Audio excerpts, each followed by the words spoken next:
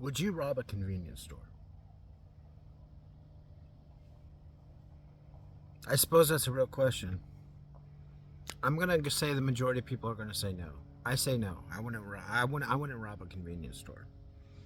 So, have you ever asked yourself the question, why are they robbing a convenience store?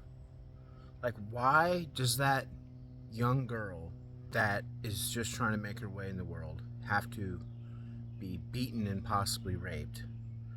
Why does that old man have to be shot because they want money, because they want beer, because they want lottery tickets, whatever they're doing it for? This math does not add up. Those people's lives are way more valuable than that can ever justify in any span of time. But they're doing it anyway. So, why are they doing it? And would you do it? I'm going to say most people would say no.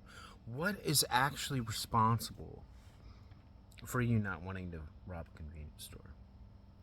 Have you ever thought about, like, what is the actual mechanisms that, what do you have that they don't have?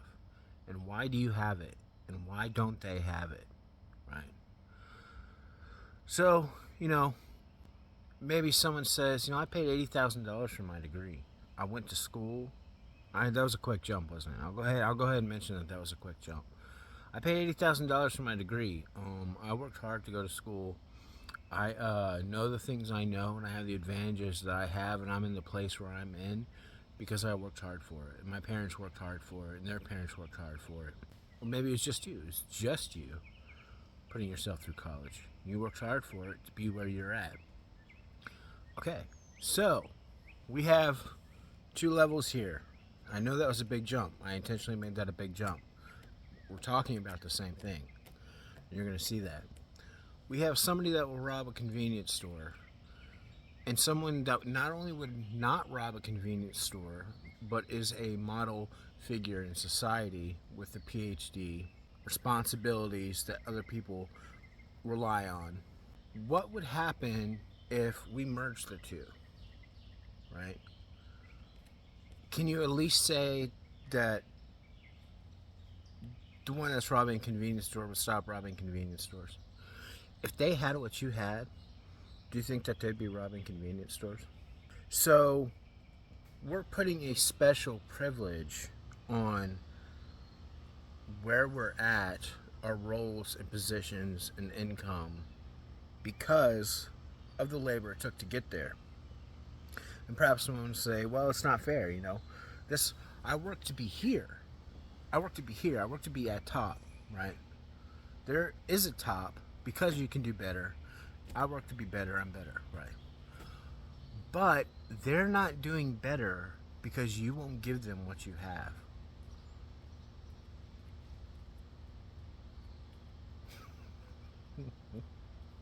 That was very unpopular, wasn't it? That's the right answer. I know we can go a lot of different ways with this. Look, you have no idea how busy I am. You have no idea how busy I am, right?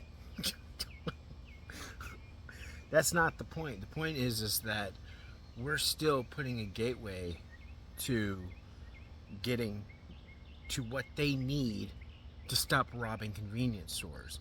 And they're not getting past the gate. We need to get them past the gate. We need to go get them and put them through the gate ourselves, is what we need to do. If they commit a crime, they need to be shoved through the gate as quickly as possible. And that's why I'm suggesting is that we correct the correction system to make it based on corrections and love and mercy and fixing the problem that we have in our society of people that are mentally ill and uneducated and have the severely wrong ideas about how life and society works, and murdering people that we care about quite a bit.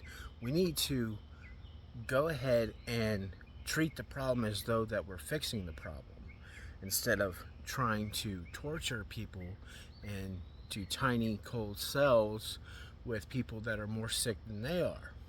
And so instead of having time that they serve, what they're actually doing is receiving health care, a mandatory education, and experience living and working in environments that they were basically deprived of. So, if you commit any crime, I would say any felony, you are now in a program where you have to get 3 doctorate degrees. You have to get a doctorate degree in a medical doctorate degree. You have to get a social doctorate degree, and you have to get a doctorate degree of something you choose. That's all your own. And after you finish those 3 doctorate degrees, while having volunteers or other paid workers counsel them several times a week in isolation, 100% isolation from any other felon. No other felon gets to talk to them.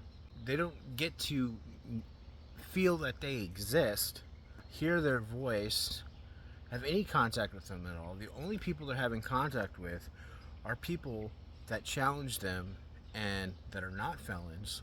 And then after they complete this work, which can, if they work hard, they can get through it at any span, a lot different spans of time, because that's all, that's what they're doing. What they're doing is receiving health care, talking to counselors several times a week, and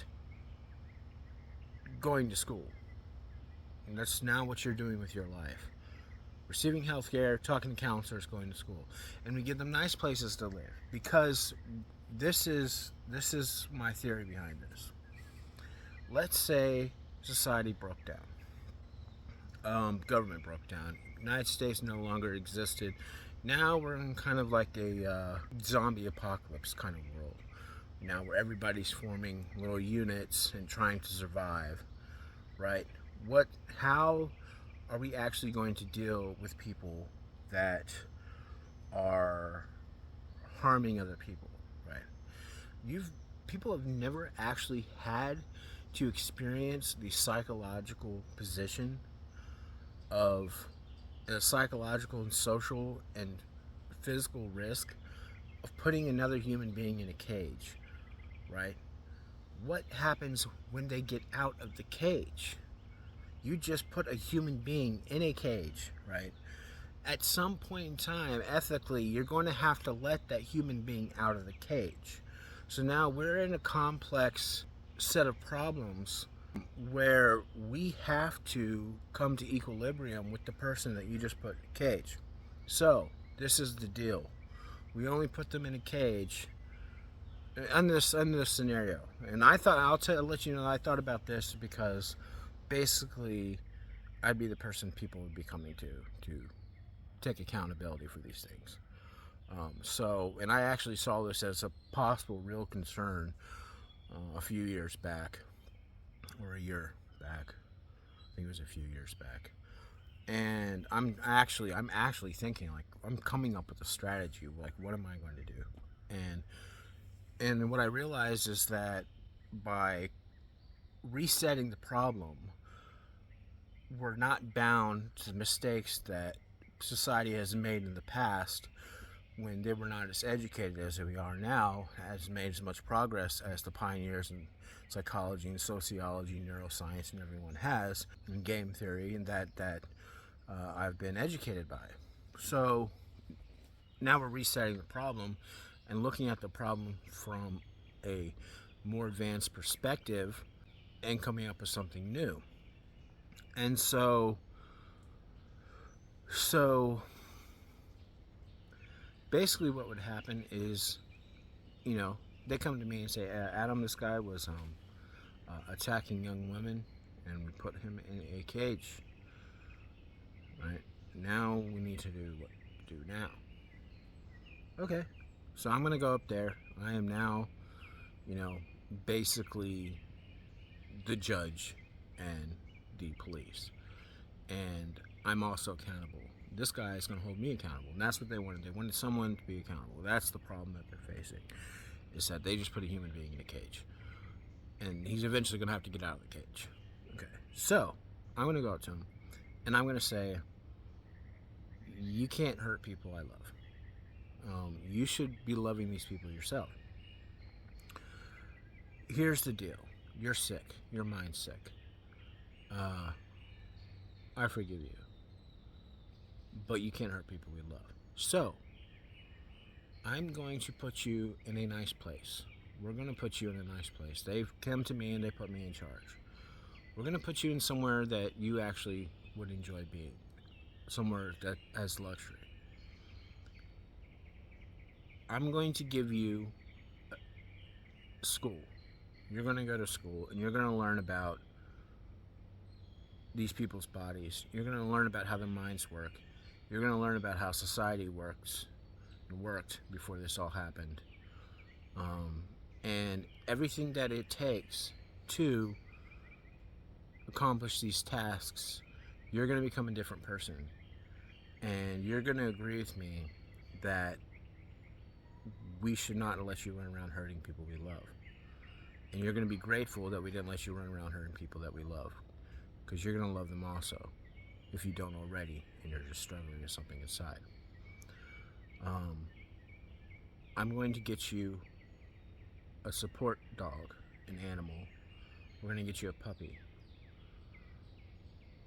Tell me what kind of puppy you want. We're going to give you nice food that you want to eat. We're going to give you expensive food that you want to eat. Chef-prepared meals that are really tasty every single day. We're going to give you vitamins. We're going to give you the best that we have in healthcare and the best that we have in nutraceuticals, reverse aging science, and nootropics. And we're even going to give you technology to help you learn earn these 3 doctorate degrees faster than you normally would. And after you have completed this task and meeting with counselors every day, now we're going to put you in an environment with other people that have been causing problems. And this is the first time that you're going to be back in a setting where you are living and operating with other people. And these people are also our patients. And we're going to be monitoring you the entire time. Every aspect of what you guys do together in every room. You will have no privacy. But by that point, you will be a doctor, and we're all doctors ourselves. Everyone that's over you monitoring the situation are doctors ourselves. And if you succeed in an upper middle class environment with men and women, we're not going to leave it with just men or just women. You are all adults, and you're allowed to make your own decisions for relationships, and you have 3 doctorate degrees, and you put a lot of work in earning those 3 doctorate degrees. We're not monitoring. We're not if you know, we're not going to say you can't have sexual relationships with each other. That's not our say. And we're going to put you all together in a group of 5 to 8, and we're going to see how you guys do. If you succeed, we're going to let you out, and you're going to have no record at all. If you succeed operating as a family, and you take care of each other, we're going to let you out, and you have absolutely no record of any of the crimes you committed, regardless of the crime that you committed in the past. If you don't, we're going to put you back in this luxury suite and reevaluate the situation to determine what we need to do from there to get you to succeed in this setting.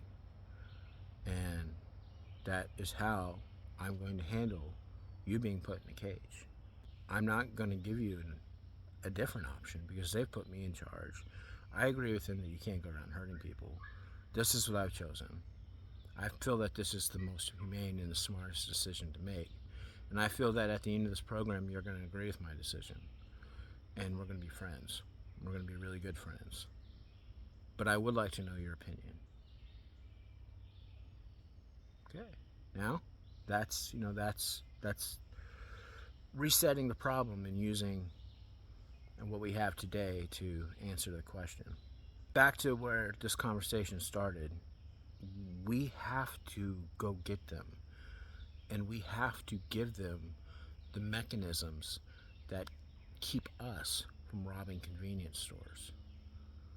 The majority of that has to do with our education and the things Jesus said to do, and our education and advanced sciences and the work that we've put into things, producing the fruit of the Spirit, being patient, being kind, being as good as we possibly can, having faith. This is why we don't rob convenience stores, right? And if nobody came and got us, if we were left in the environment that they grew up in, or if we were left out in the woods, we'd be in a much different situation. And we have data on what happens when you leave children out in the woods. And we have data what happens when you leave children in the projects. And when you are basically doing the bare minimum and treating the situation like they need to be punished and harmed for not doing better. And the fact is, you're doing that, you are punishing them and harming them and being confident that this strategy is the best strategy, because no one ever came and got you. No one ever came and got you and told you that this isn't working and you need to stop. And that's what I'm doing now. So I'm coming and getting you. You need to go get them. We all need to go get each other and take care of each other. And that is how we're going to make this work.